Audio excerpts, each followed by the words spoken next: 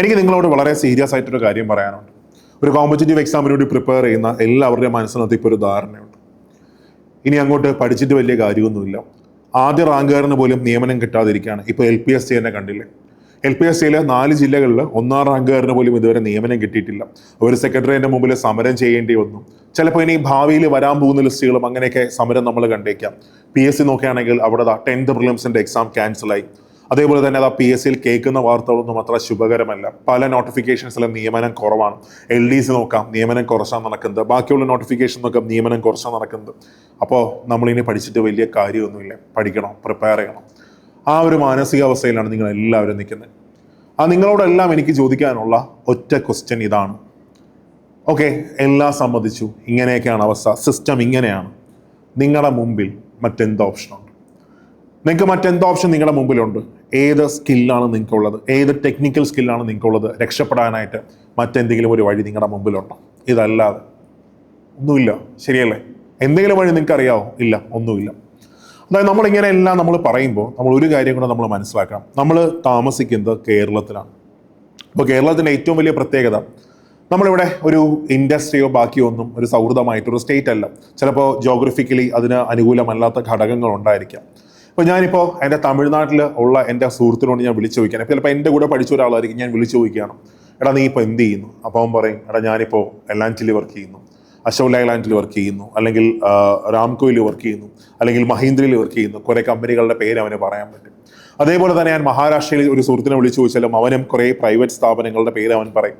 അതേപോലെ ഗുജറാത്തിലെ സുഹൃത്തിനോട് വിളിച്ചു ചോദിച്ചാലും അവനും പറയും, ഞാൻ ഇന്ന കമ്പനി വർക്ക് ചെയ്യുന്നു, അദാനിയിൽ വർക്ക് ചെയ്യുന്നു. അങ്ങനെ കുറേ കാര്യങ്ങളൊക്കെ അവർ കുറേ പേരുകളൊക്കെ അവർക്ക് പറയാൻ പറ്റും. പക്ഷേ നമുക്ക് നമ്മുടെ നാട്ടിൽ ഒരു 50 പേരിൽ കൂടുതൽ തൊഴിൽ കൊടുക്കുന്ന, ശ്രദ്ധിച്ച് കേൾക്കാം, 50 പേരിൽ കൂടുതൽ തൊഴിൽ കൊടുക്കുന്ന, കൂടുതൽ ആൾക്കാർക്ക് തൊഴിൽ കൊടുക്കുന്ന എത്ര സ്ഥാപനങ്ങൾ നിങ്ങൾക്കറിയാം? കേരളത്തിലെ കേസാണ് ഞാൻ എടുക്കുന്നത്. മാത്രമല്ല, ഒരു മുട്ടുസൂചിയെങ്കിലും പ്രൊഡ്യൂസ് ചെയ്യുന്ന എത്ര മാനുഫാക്ചറിങ് കമ്പനികൾ നിങ്ങളുടെ നാട്ടിലുണ്ട്? എന്തെങ്കിലും ഉണ്ടോ? നമ്മുടെയൊക്കെ നാട്ടിൽ തിരുവനന്തപുരത്ത് നോക്കുകയാണെങ്കിൽ പൊതുവേ കുറവാണ്, ഒന്നും കാണാറില്ല.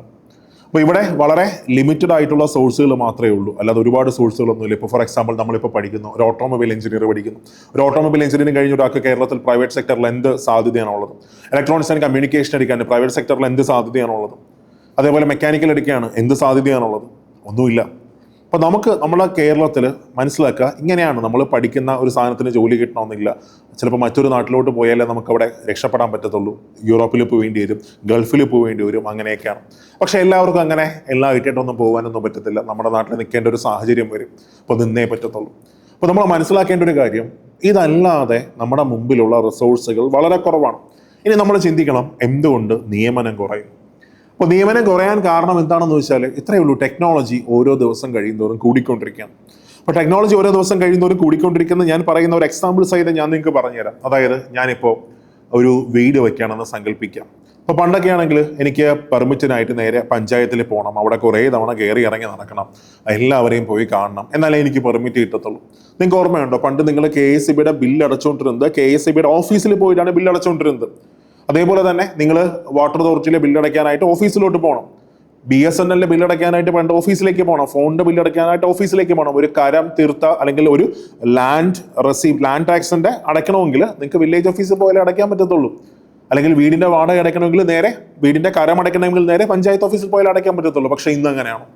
ഇന്നങ്ങനെയല്ല. ഇന്നെല്ലാം നമുക്ക് ഓൺലൈനിലൂടെ ചെയ്യാൻ പറ്റും, ഫോണിലൂടെ നമുക്ക് ചെയ്യാൻ പറ്റും. അപ്പോൾ ഓരോ ദിവസം കഴിയുന്തോറും ടെക്നോളജി കൂടിക്കൊണ്ടിരിക്കുമ്പോൾ നമ്മൾ മനസ്സിലാക്കേണ്ട ഒരു കാര്യം, ഓരോ ദിവസം കഴിയുന്തോറും ടെക്നോളജി കൂടിക്കൊണ്ടിരിക്കുമ്പോൾ അവിടെ ഹ്യൂമൻ പവർ കുറയും. സോ ഇന്ന് നിയമനം ഇങ്ങനെയാണെങ്കിൽ നാളെ ഇതിനേക്കാളും ശോകമായ ഒരു അവസ്ഥയായിരിക്കും വരാൻ പോകുന്നത്. ഇതിനേക്കാളും ഭയങ്കരമായിട്ട് കോണ്ടാക്ട് കുറയും. അപ്പോൾ ഇന്നും നാളെയും നമ്മൾ അവസരങ്ങൾ കമ്പയർ ചെയ്യുമ്പോൾ ഇന്നാണ് ജോലി കിട്ടാനുള്ള സാധ്യത ഏറ്റവും അധികം കൂടുതൽ. ആലോചിച്ച് നോക്കി, പണ്ട് GST വരുന്നതിന് മുമ്പ് നിങ്ങൾ സിവിൽ എക്സൈസ് ഓഫീസറുടെ റാങ്ക് ലിസ്റ്റ് എടുത്തു നോക്കാം. ഒരുപാട് നിയമനങ്ങൾ നടക്കുന്ന ഒരു റാങ്ക് ലിസ്റ്റാണ്. ഒരുപാട് പേരൊക്കെ എക്സൈസിൽ എടുക്കാറുണ്ട്. പക്ഷേ GST വന്നതിന് ശേഷം ചെക്ക് പോസ്റ്റുകളുടെ ആവശ്യമൊന്നും ഇല്ലാതായി. അപ്പോൾ സ്വാഭാവികമായിട്ടും അവിടെ നിയമനം നന്നായിട്ട് കുറഞ്ഞു. ഇനി അങ്ങോട്ട് ഭാവിയിൽ മറ്റ് മേഖലകളിലേക്കും ഇത് വരും, ഉറപ്പായിട്ടും വരും. ഇന്നൊന്ന് ആലോചിച്ച് നോക്കിയേ, ഒരാൾക്ക് അക്ഷയയിലേക്ക് പോയാൽ, അക്ഷയ ഓഫീസിലേക്ക് പോയാൽ അയാളുടെ ഗവൺമെന്റ് സംബന്ധമായ എല്ലാ കാര്യങ്ങളും അവിടെ നിന്ന് അയാൾക്ക് തീർക്കാൻ പറ്റും. ഒരു ഗവൺമെന്റ് ഓഫീസിലേക്ക് ഫിസിക്കലായിട്ട് പോകേണ്ട ആവശ്യമുണ്ടോ? ഇല്ല. അപ്പോൾ ഓരോ ദിവസം കഴിയും തോറും ടെക്നോളജി കൂടിക്കൊണ്ടിരിക്കുകയാണ്. ഹ്യൂമൻ പവർ കൊണ്ട് നന്നായിട്ട് കുറയേണ്ടി വരും. അപ്പോൾ നമ്മൾ ഈ കാര്യം നമ്മൾ മനസ്സിലാക്കണം. നമുക്ക് ഒന്നുകിൽ നമുക്ക് കേരളത്തിൽ രക്ഷപ്പെടാനായിട്ട് നമുക്ക് നല്ലൊരു സ്കില്ല് നമുക്ക് വേണം. നല്ല സ്കില്ലുണ്ടെങ്കിലൊക്കെ നമുക്ക് ഇവിടെ നന്നായിട്ട് എന്താണെന്ന് വെച്ചാൽ നമുക്ക് ചെയ്യാം. അതേസമയം ഇല്ല എങ്കിൽ നമുക്ക് പഠിച്ചേ പറ്റത്തുള്ളൂ, ജോലിക്ക് കയറിയേ പറ്റത്തുള്ളൂ. ഇപ്പൊ കുറെ ആൾക്കാർ സങ്കടം പറയുന്നുണ്ട്, പഠിച്ചിട്ട് കാര്യമൊന്നുമില്ല, അങ്ങോട്ടൊന്നും പോയിട്ടൊന്നും കാര്യമൊന്നുമില്ല. പക്ഷേ കുറെ ആൾക്കാർ നന്നായിട്ട് പ്രിപ്പയർ ചെയ്യുന്നുണ്ട്, കുറെ ആൾക്കാർ നന്നായിട്ട് പഠിക്കുന്നുണ്ട്. ഇവൻ നമ്മുടെ സൂപ്പർ നോട്ട്സിൽ തന്നെ നോക്കുകയാണെങ്കിൽ ഏതാണ്ട് ഒരു 25,000-ഓളം കുട്ടികൾ നമ്മുടെ പ്ലാറ്റ്ഫോമിൽ പ്രിപ്പയർ ചെയ്യണം, പഠിക്കണം. അപ്പൊ എന്താ റീസൺ? ഇപ്പൊ ഇവരെന്തുകൊണ്ട് അങ്ങനെയൊന്നും ചിന്തിക്കുന്നില്ല? അവർക്ക് കൃത്യമായിട്ട് അറിയാം, ഇന്ന് ഈ സമയമാണ് ഏറ്റവും നല്ല അവസരം, ഇതാണ് ഏറ്റവും നല്ല ചാൻസ്, ജോലിക്ക് കയറാനുള്ള ഏറ്റവും നല്ല ചാൻസ് ഇതാണ്. ഇപ്പൊ നമ്മൾ പ്രിപ്പയർ ചെയ്യുമ്പോൾ ജോലി കിട്ടാൻ സാധ്യതയുള്ള നോട്ടിഫിക്കേഷൻ നോക്കി നമ്മൾ പ്രിപ്പയർ ചെയ്യും. ഫോർ എക്സാമ്പിൾ ഞാൻ നിങ്ങൾക്ക് പറഞ്ഞുതരാം, അതെന്താണ് ജോലി കിട്ടാൻ സാധ്യതയുള്ള ഒരു നോട്ടിഫിക്കേഷൻ. ഇപ്പൊ ഞാനിപ്പോൾ ഈ വർഷം വരാൻ പോകുന്ന ഒരു നോട്ടിഫിക്കേഷൻ എടുക്കുകയാണ്, ജൂനിയർ എംപ്ലോയ്മെന്റ് ഓഫീസർ നോട്ടിഫിക്കേഷൻ എടുക്കുകയാണ്. സത്യസന്ധമായിട്ട് പറയാം, നിയമനം വളരെ കുറച്ച് മാത്രമേ നടക്കത്തുള്ളൂ. ഈവൻ നടക്കത്തില്ല എന്ന് ഏതാണ്ട് വളരെ കുറച്ച് വിരലിലെണ്ണാവുന്ന നിയമനങ്ങൾ മാത്രമേ അവിടെ നടക്കത്തുള്ളൂ.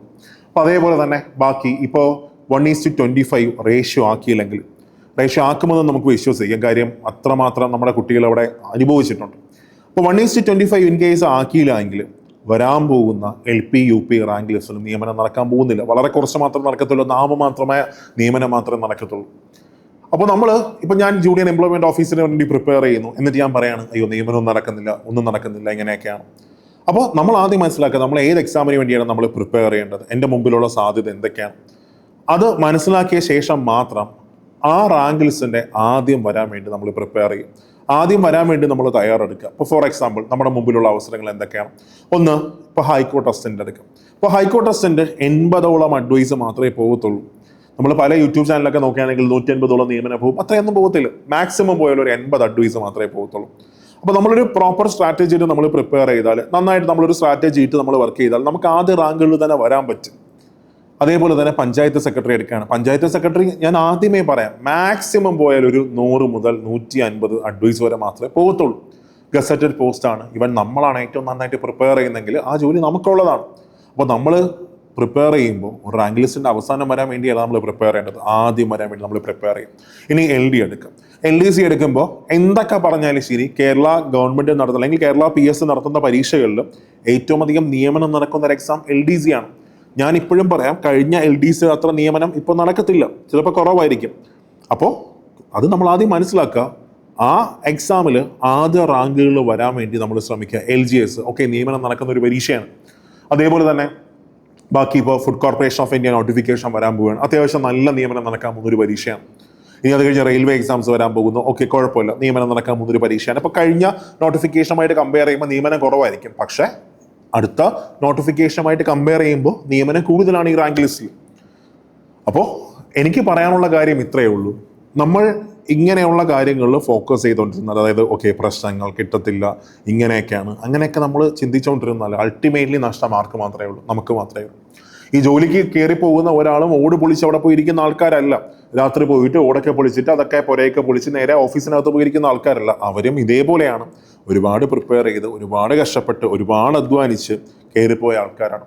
ഇപ്പോൾ നമ്മളിപ്പോൾ നോക്കുമ്പോൾ ഇവരെല്ലാം സമരം ചെയ്തുകൊണ്ടിരിക്കുകയാണ്. അപ്പോൾ നമ്മുടെ അവസ്ഥ ഇതൊക്കെയാണ്, ജോലിയൊന്നും കിട്ടത്തില്ല. അപ്പോൾ അങ്ങനെയൊക്കെ ചിന്തിക്കുന്ന ആൾക്കാരോട് പറയാനുള്ളത്, ഈ സമരം ചെയ്ത എല്ലാവർക്കും, അതായത് അവർക്ക് ആദ്യ റാങ്കുകാരാണ്, ഇവർക്കെല്ലാം ജോലി കിട്ടും, ഉറപ്പായിട്ടും കിട്ടണം. അവരത്രമാത്രം കഷ്ടപ്പെട്ടിട്ടുണ്ട്. അപ്പോൾ നമ്മൾ ഇത് മാത്രമല്ല നമ്മൾ കാണേണ്ടത്, അതിൻ്റെ പോസിറ്റീവ് സൈഡും കിട്ടും. ആ സാധനം കൂടെ നമ്മൾ കാണണം. നമുക്ക് ഇന്ന് കുറച്ച് ബുദ്ധിമുട്ടുണ്ടെങ്കിലും കുഴപ്പമില്ല, നാളെ നമ്മുടെ ലൈഫൊക്കെ കളറായിട്ട് മാറും. സോ നിയമനം നടക്കാവുന്ന നോട്ടിഫിക്കേഷൻസിന് വേണ്ടി നിങ്ങൾ പ്രിപ്പറേഷൻ സ്റ്റാർട്ട് ചെയ്തു. നമുക്കിതല്ലാതെ മറ്റൊരു ഓപ്ഷൻ നമുക്കില്ല. ഒന്നുകിൽ നമുക്ക് ഗൾഫിൽ പോകേണ്ടി വരും, ഒന്നുകിൽ നാട് വിടേണ്ടി വരും. ഇതല്ലാതെ അതിനൊക്കെ നമ്മളെ കൊണ്ട് പറ്റും. നമുക്ക് നമ്മുടെ നാട് വിട്ടിട്ടൊക്കെ വേറൊരു സ്ഥലത്തേക്ക് പ്ലേസ്ഡ് ആവാൻ പറ്റത്തില്ല. ഒരുപാട് ആൾക്കാർക്ക് പറ്റത്തില്ല.